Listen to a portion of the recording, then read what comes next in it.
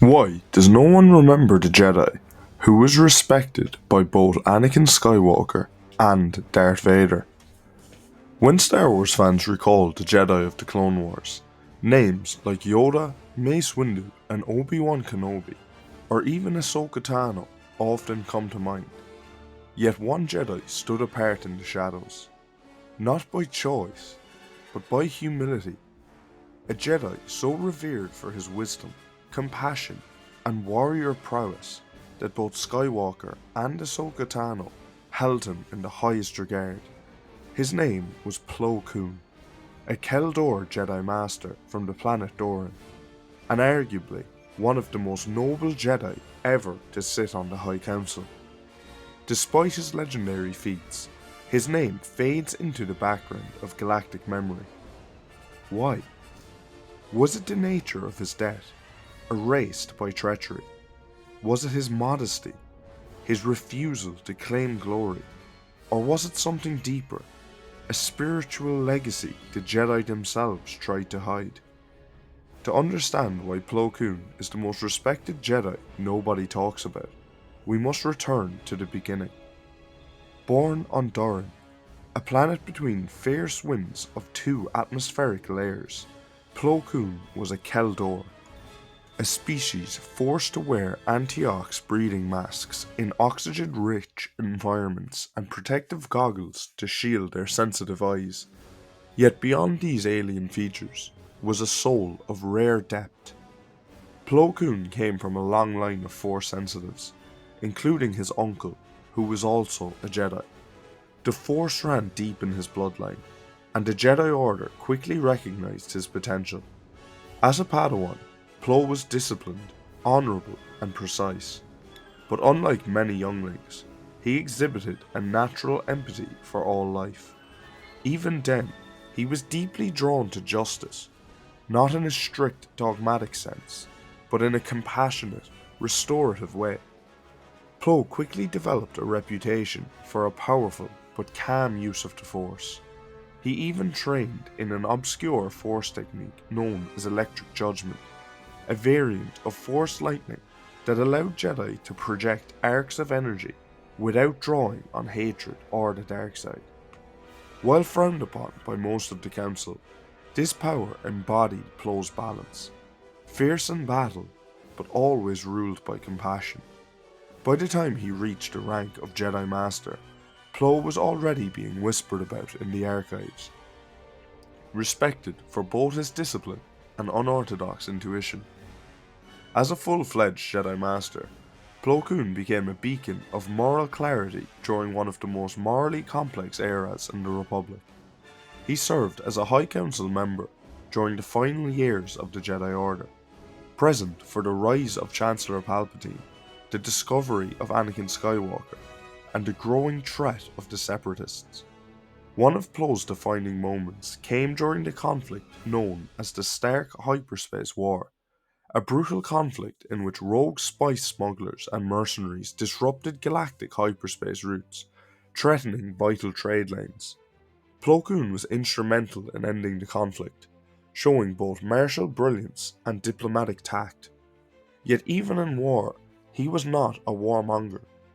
On the Council, he often argued for restraint, opposing aggression unless absolutely necessary. He was one of the few Jedi who believed that Jedi should intervene for humanitarian reasons, not for politics. Plo Koon's greatest strength wasn't his lightsaber. It was his heart. Perhaps no story exemplifies this than his relationship with Ahsoka Tano. It was Plo Koon who discovered her on Shili when she was only 3 years old. Recognizing her Force sensitivity, he brought her to the Jedi Temple on Coruscant. He became a mentor, a guardian, and even a father figure. Throughout the Clone Wars, Ahsoka affectionately referred to him as Master Plo, and spoke of him as one of the few Jedi she truly trusted. During the bombing of the Jedi Temple and her trial, Ahsoka recalled how Plo treated her with kindness, dignity, even when others did not. In the field, Plo was equally loved. He led Wolf and the 104th Battalion, the Wolf Pack, and treated his clone troopers with rare respect. Where other Jedi saw them as assets, Plo Koon saw them as individuals, calling them men, not clones. These small acts of humanity carved out a legacy deeper than any victory. But what does it mean to be both a Jedi and a general in a war you didn't choose? Throughout the Clone Wars, Plo Koon commanded missions across the galaxy. He led the Wolfpack through campaigns on Felucia, Lola Seiyu, and Abrigado, and orchestrated several pivotal victories. During the Malevolence campaign, he became one of the first to confront General Grievous's terrifying superweapon. Trapped in a crippled Republic cruiser, cut off from communication, Plo refused to abandon his men. He was nearly killed as he led surviving clone troopers in escape pods, each one being silently picked off by the Separatists. Despite the odds, Plo kept hope alive. His survival was ensured only by the last-minute arrival of Anakin Skywalker and Ahsoka, reinforcing the deep mutual respect between the three Jedi. It's also worth noting that Plo Koon held deep suspicions about the war's morality and even the Jedi Council's decisions. While he rarely spoke out, many believe he knew the Order was slipping toward darkness. But like Obi-Wan, he was bound by loyalty, hoping to guide the Jedi back to their true path. So why would the most compassionate Jedi on the Council agree to execute one of their own? There's a moment in Plo Koon's story that fans rarely discuss, one so deeply at odds with his character that it forces us to ask, even the wisest Jedi, when pushed to the brink, can falter, right? It began with a tragedy, the massacre at Marani. As the Jedi Council gathered, they watched in stunned silence as a holographic transmission from Master Chubor unfolded. The world of Marani, overrun by Separatist forces, was being evacuated. Thousands of innocent Maran civilians, fleeing aboard Republic refugee transports, were moments from safety when Count Dooku ordered a ruthless strike. Turbolasers erupted across the screen. Chubor was vaporized, the refugee ships exploded, and on the surface, droid battalions began systematically exterminating the Maran species. As Mace Windu and Obi-Wan Kenobi blamed Count Dooku directly, Plo Koon interjected with a quiet but haunting observation. They were echoing Dooku's own words, blaming others for atrocities they had allowed to unfold. The Jedi, in defending the Republic, had become complicit in prolonging the war. Had they failed to act with enough decisiveness? Had their adherence to principle caused greater suffering? That question festered, and it led to a drastic shift in strategy. For the first time, the Jedi Council agreed to authorize an assassination, a mission to eliminate Dooku, not in battle, but through cold, surgical action. It was unprecedented. Plo Koon, always the voice of morality, agreed. His vote sealed the Council's decision. They would send someone who could walk in darkness, Quinlan Vos.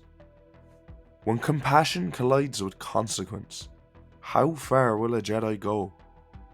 At first, Quinlan Vos was a logical choice, a Jedi Master adept in undercover work, familiar with the criminal underworld, and known for walking the line between light and shadow.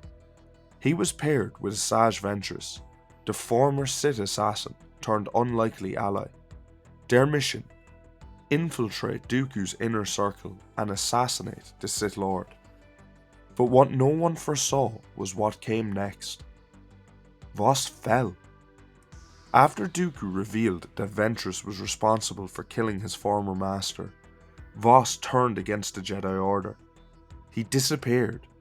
For months, his status was unknown, until intelligence revealed he had joined Dooku as his new apprentice, taking the Sith name Admiral Enigma. For Plo Koon, the news was devastating. He had voted to send a fellow Jedi into darkness, and watched that Jedi never return. When Vos was finally captured, the Council convened to determine his fate. Mace Windu, hardened by the war and disillusioned by the fall of so many Jedi, proposed execution. It was drastic, but the war had twisted every rule. And then, to the shock of many, Plo Koon agreed. It was a moment few could reconcile. The Jedi who mourned every life lost.